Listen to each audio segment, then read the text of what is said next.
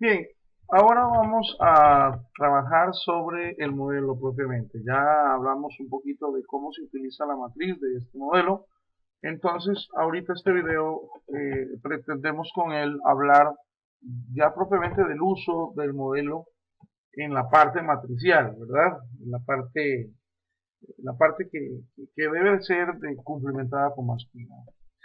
Nosotros vamos a ubicarnos en el archivo que se les va a proporcionar en la hoja de tablas, y en esta hoja es donde vamos a tener las valoraciones de todas y cada una de aquellas áreas que vimos en el video anterior.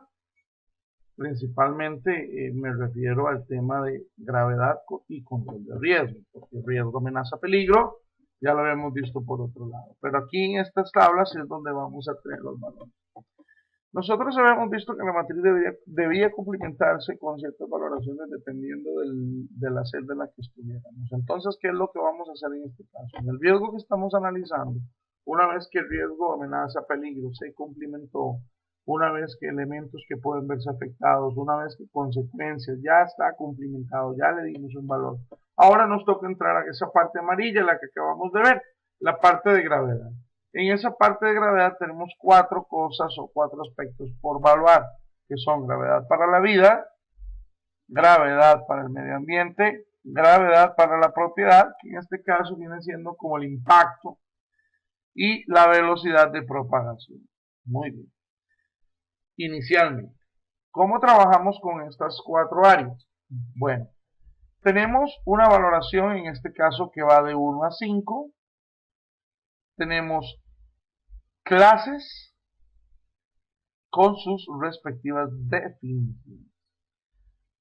Veamos un ejemplo. Si estamos hablando del taller de soldadura, que va o se le podría materializar un riesgo de incendio a causa del corte y soldadura en los cilindros de acetileno o en las cajas de cartón que habíamos conversado, yo podría decir, o necesito decir y establecer acá, en gravedad para la vida, cuán grave puede ser eso.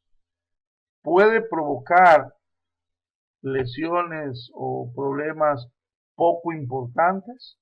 Bueno, ¿cómo defino poco importantes? El modelo me dice, mira, padecimientos ligeros durante un día o menos. Pueden ser limitadas. ¿Qué es limitado? Lesiones menores, malestar, etcétera, etcétera. Graves, muy graves, catastróficos. Varias muertes, cientos de heridos graves y o más 50 evacuados. ¿Cómo voy yo a darle un valor a esto? Bueno, pues esta es la parte subjetiva del modelo matemático, este modelo matemático, recordemos que es un modelo cualitativo, no es cuantitativo. Estos modelos aún se clasifican dentro de los cualitativos.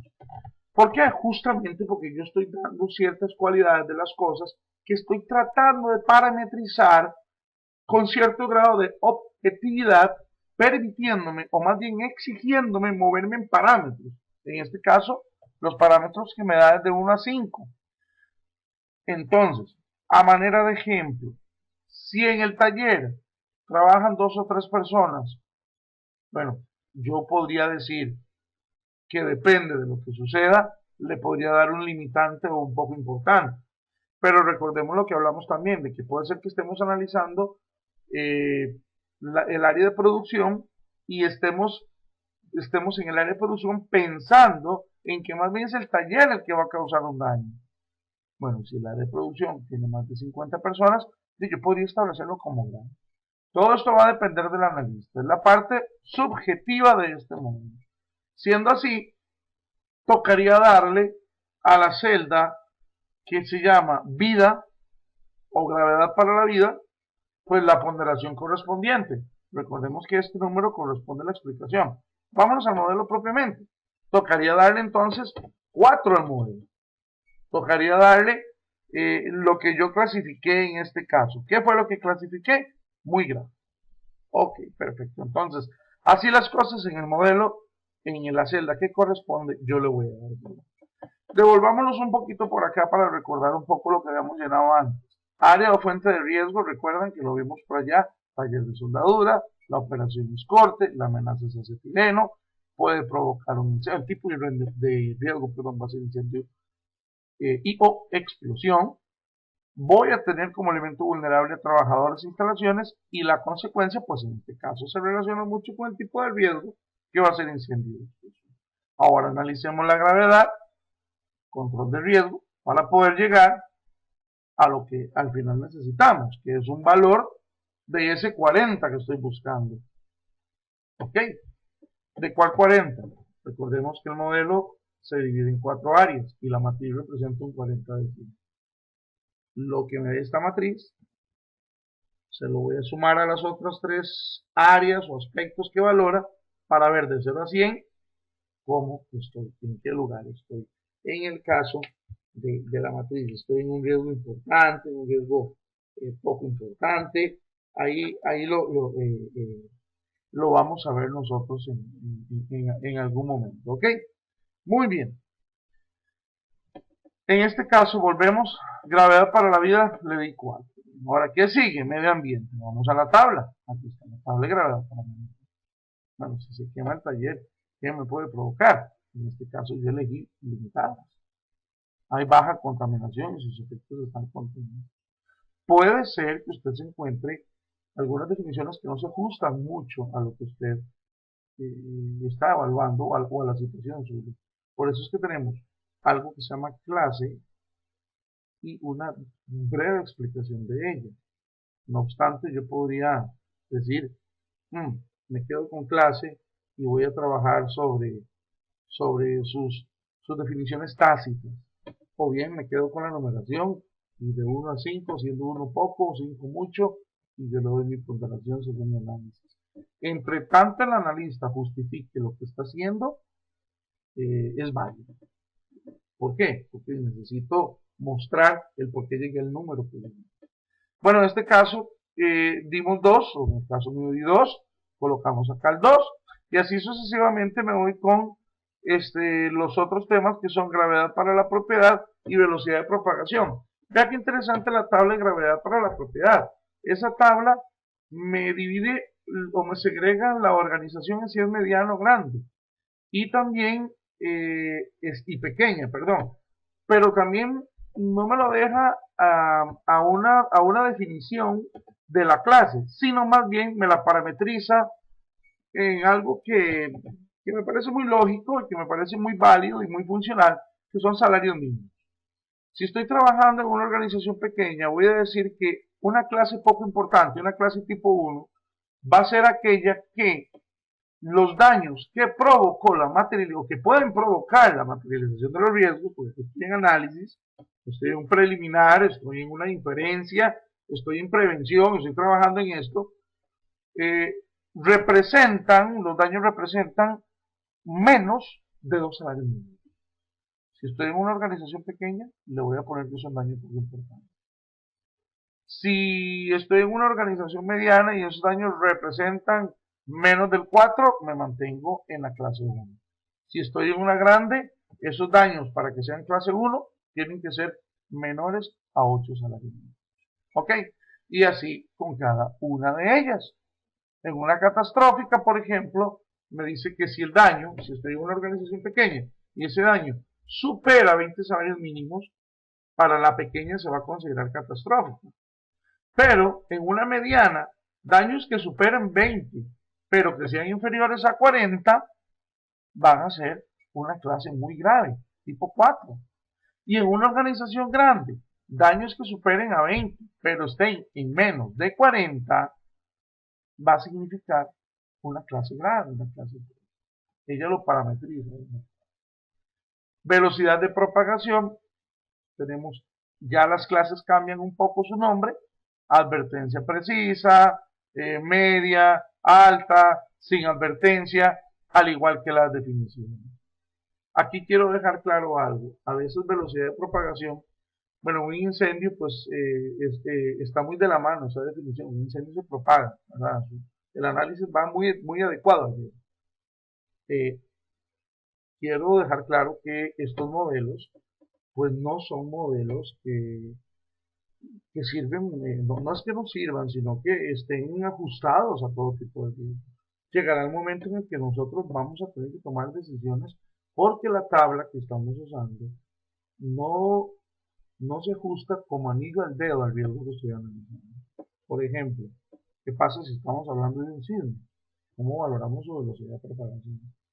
Es más, suena hasta incoherente decir velocidad de propagación en un riesgo de sismo. Bueno, pero es parte del análisis. Y es parte de lo que necesito complementar, porque si no el modelo no sirve. Entonces tocará decir, bueno, yo sé que no hay velocidad de propagación en un sismo, pero yo sé que un sismo viene sin advertencia.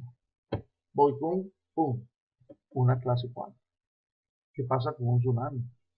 Bueno, viene con advertencia, no viene, hasta dónde podemos llegar. Esas son las cosas que necesitamos tener de análisis. Bueno, eso entonces en el modelo yo empiezo a cumplimentarlo. Voy con la probabilidad de ocurrencia. Esa probabilidad de ocurrencia también la voy a tomar de una tabla. Y aquí empiezo también a cambiar un poco el nombre de las cosas. Va desde improbable hasta muy probable.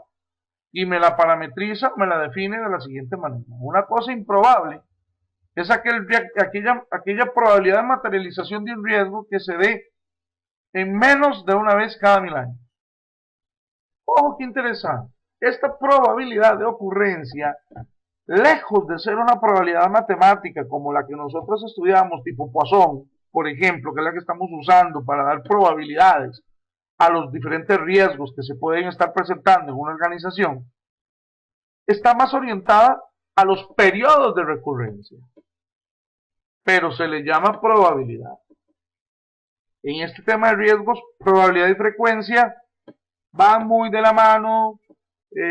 Hay que tenerlos bien claro cuándo se está usando uno, cuándo se está usando otro y cuando mencionamos frecuencia estamos capaz hablando de lo mismo, de frecuencia y probabilidad. Por eso hay que tenerlo muy claro. Por ejemplo, en este caso, cuando hablamos de probabilidad, estamos hablando de frecuencia.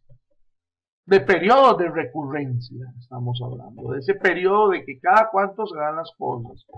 Se estima que el sismo se presente una vez cada 10 años. Bueno, entonces eso es un periodo de recurrencia. Aquí, en este modelo, la probabilidad me la están mezclando o la están empatando, o la están utilizando como que si fuese un periodo de recurrencia, una frecuencia de presencia de eventos o de acontecimientos. Igual, pues aquí está su definición. Bueno, se me va a presentar el incendio una vez cada de 1 a 10 años. Bueno, ¿cuántas veces se ha presentado un incendio aquí? Pues nunca. ¿Cuánto tiene la planta? 30 años. Bueno, entonces yo podría decir que es improbable que haya un incendio. Es ahí donde entra este tema de análisis. Hemos insistido en que si bien es cierto hay modelos, en que si bien es cierto existen algunos software, como por ejemplo, y esto quiero dejarlo claro, esto se toma, este material con el que se imparten las lecciones de administración de riesgos para el programa o la malla curricular del Instituto Tecnológico de Costa Rica y el Instituto Nacional de Seguros, se toma del software Urbicat, que es un software español para el manejo de riesgos. Bueno, este software lo tasa de esta forma y habrán otros software que lo tasen de algunas maneras similares, casi que todo anda muy parecido con algunas pequeñas diferencias, pero ¿a qué quiero llegar? Bueno, a que el software tampoco me lo va a decir todo, yo tengo que tomar decisiones. ¿Qué es lo que está haciendo el programa? ¿Qué es lo que hacen los modelos? Los modelos lo que hacen es darme un poco de objetividad a la implícita subjetividad que existe a la hora de analizar un riesgo. Volvamos al tema del incendio. ¿Es improbable? No, no es improbable que se presente un incendio. Yo voy a tener que analizar ciertas variables y como analista voy a decir, bueno, mira, está muy desordenado, se ve mucha basura, se ve mucha cosa. Recordemos que lo que yo con esto busco es darle al empresario su fotografía en el momento. Y si yo le digo al empresario que en el taller de soldadura le doy una clase 5, porque es muy probable que se presente el incendio, y entonces él me va a decir, ¿acaso? Me va a decir, bueno, pero la definición es más de una vez por año, ahí nunca se ha quemado nada.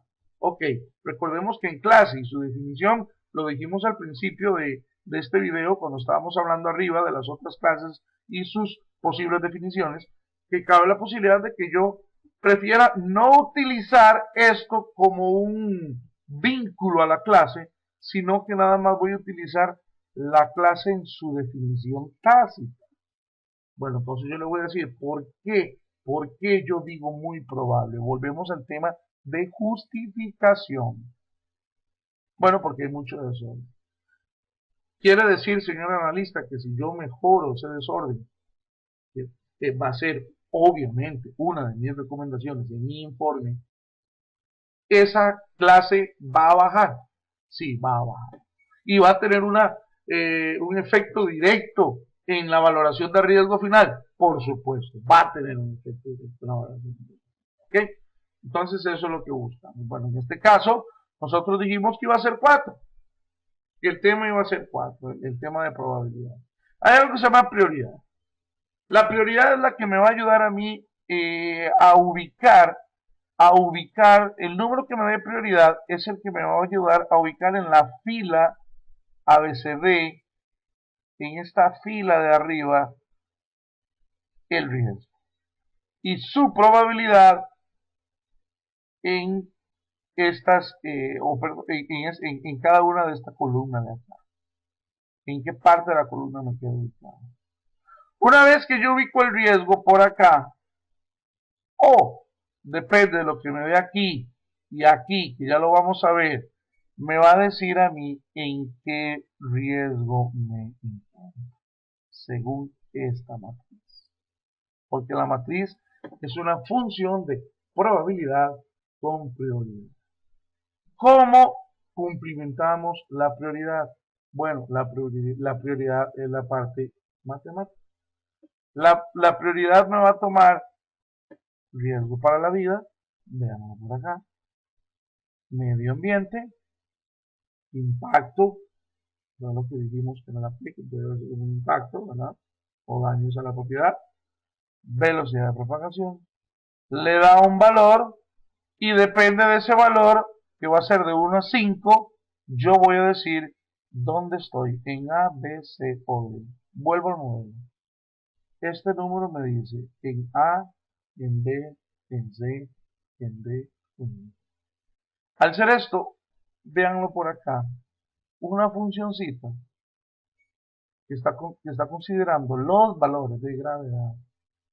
Entonces yo, para este caso, quedé en 3. Al quedar en 3, yo sé que me voy a ubicar en C. Entonces yo empiezo a tener yo una idea de que el color naranja es un color de riesgo medio. Y la probabilidad me va a dar en 4. Entonces 4C es estar justamente ubicado acá. Y si estoy ubicado acá, estoy en un riesgo. Entonces, cuando me toque dar el porcentaje del 100% que le corresponde a la matriz para este modelo, voy a decir que es un 20%. Lo que está aportando la matriz al o a la evaluación de riesgos que estoy haciendo para la empresa. Muchísimas gracias. Este fue el video de la aplicación del modelo.